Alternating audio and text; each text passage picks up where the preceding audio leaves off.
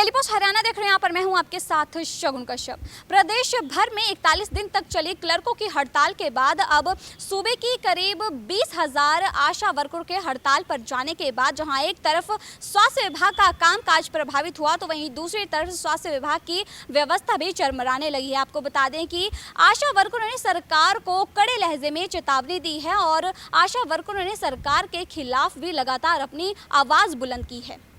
वहीं पत्रकारों से बातचीत में प्रदेश अध्यक्ष सुरेखा ने कहा कि पिछले 5 सालों में सरकार द्वारा उनकी ओर ध्यान देना तो दूर, उनके मानदेय में बढ़ोतरी तक नहीं की गई, जबकि उनका काम जरूर 3 गुना बढ़ गया है। उन्होंने कहा कि अपनी मांगों को लेकर पिछले 5 सालों में वे लगातार प्रशासनिक अधिकारियों से लेकर सरकार तक अपनी आवाज बुलंद कर चुकी हैं। 12 अगस्त को आशा कार्यकर्ताओं द्वारा प्रदेश के सभी विधायकों को मांग पत्र सौंपे गए। इसके बाद अम्बाला में जोरदार विरोध प्रदर्शन कर स्वास्थ्य मंत्री को ज्ञापन भी दिया गया, जिस पर स्वास्थ्य मंत्री की ओर से समाधान का आश्वासन जरूर दिया गया, लेकिन आज तक सरकार की ओर से उन्हें बातचीत का कोई न्योता नहीं मिला। ऐसे में आशा कार्यकर्ताओं में सरकार के प्रति भारी रोष और आक्रोश है और इसी अन्याय के खिलाफ वह लगातार अपनी आवाज उठा रही हैं। उन्होंने कहा कि अगर अब भी सरकार ने उनकी मांगों को अनदेखा किया, वह चुप नहीं बैठेंगे और लगातार अपना विरोध प्रदर्शन जारी रखेंगे। अब देखना ये होगा कि सरकार आखिर कब तक आशा कार्यकर्ताओं की मांगों को पूरा करती है या फिर इसी तरह इनके विरोध प्रदर्शन का सामना करने को तैयार रहेगी।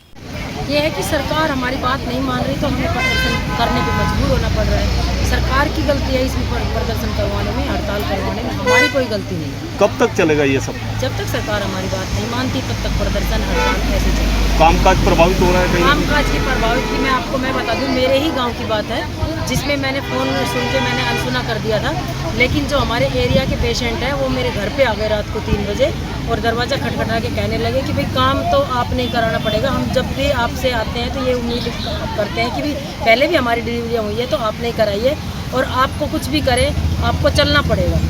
और क्या लगता है कोई बातचीत हुई सरकार से आपकी? कहीं बात सिरे चढ़ती दिखाई पड़ रही है? अभी बातचीत सरकार से हुई नहीं है। एक बार हमने जो मांग पत्र दिया था 12 तारीख को, तो उसमें अनिल विज जी स्वास्थ्य मंत्री जो हमारे हैं उनसे एक बार मुलाकात हुई थी। उन्होंने ये आश्वासन दिया था कि हम जल्दी ही आपके विभाग से बुला के और आपकी बात कराएंगे। अब क्या रुख लग रहा है सरकार का? कहीं बात सिरे चढ़ती दिखाई पड़ रही है? अभी कोई बात हुई नहीं है जिसके कारण हम आज हड़ताल को आगे बढ़ाएंगे।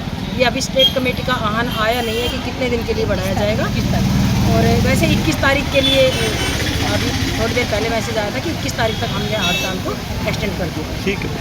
मैं सुरेखा, राज्य अध्यक्ष आशा वर्कर्स यूनियन हरियाणा। प्रोटेस्ट चल रहा है लगातार कई दिनों से आशा वर्करों का, क्या कहेंगे इसमें? आज 9 दिन हो गए हैं हड़ताल को आशा वर्कर्स की और अभी तक सरकार से हमें कोई बातचीत का न्योता नहीं मिला है। 12 तारीख को सभी विधायकों को हमने मांग पत्र दिए थे, हालांकि उससे पहले भी हम हज़ारों बार जो है मांग पत्र अपने अलग अलग तरीके से अधिकारियों को और सरकार के नुमाइंदों को दे चुके हैं, लेकिन उसके बावजूद भी हमने 12 तारीख को दिए थे सबको मांग पत्र।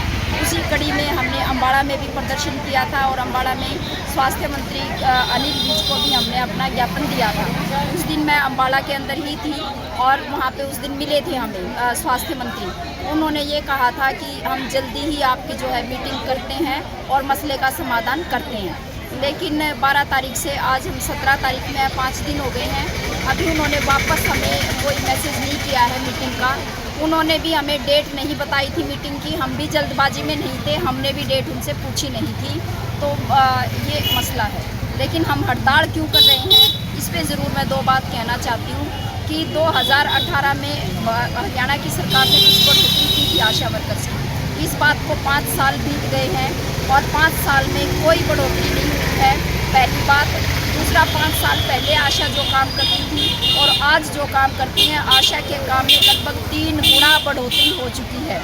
आशा वर्कर से फील्ड का काम जो पहले लिया जाता था वो यूं का यूं लिया जा रहा है और उसके साथ साथ जितना काम स्वास्थ्य विभाग का है उस तमाम काम को ऑनलाइन करने का प्रेशर भी आशा वर्कर पे है।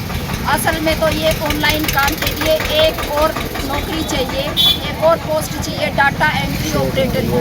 तो सरकार डाटा एंट्री ऑपरेटर का काम भी आशा से करवाना चाहती है, जो आशा का फील्ड का काम है वो भी आशा से करवाना चाहती है और अनेक तरह के सर्वे जो है उससे अलग वो भी जो है आशाओं से करवा रही है। मैडम, लगातार कर्मचारी धरना प्रदर्शन कर रहे हैं। पहले लिपिक वर्ग कई दिनों तक धरने पर रहा, अब आशा वर्कर है, रोडवेज कर्मचारी भी हड़ताल पर गए हैं सांकेतिक तौर पर। क्या लगता है कि सरकार कब तक आपकी मांगों को पूरा करेगी या आगे क्या कुछ रणनीति आप लोगों की रहेगी? हमारा काम अपना जो हमारे साथ अन्याय हो रहा है उस अन्याय के खिलाफ आवाज़ उठाना हमारा काम है। आज हरियाणा की आशा बेहद ईमानदारी के साथ और शानदार एकता के साथ हम ये कह सकते हैं कि ये पॉसिबल नहीं हो पाता। जहाँ पे हज़ारों वर्कर हों वहाँ पे 100 के 100% वर्कर जो है हड़ताल पे चले जाएं, उनकी एकजुट आवाज़ आए। लेकिन ये आशाओं के लिए जो है शानदार बात है कि 20,000 वर्कर एक साथ हड़ताल पे और वो एक साथ आवाज़ उठा रहे हैं। सरकार नहीं सुनती है। अब सरकार यदि नहीं सुनती है तो ये कहते हैं कि हरियाणा में एक कहावत है कि जब गिद्दड़ की मौत आती है तो वो गाँव से ही भागता है। तो अब ये जनता के सामने हो रही है।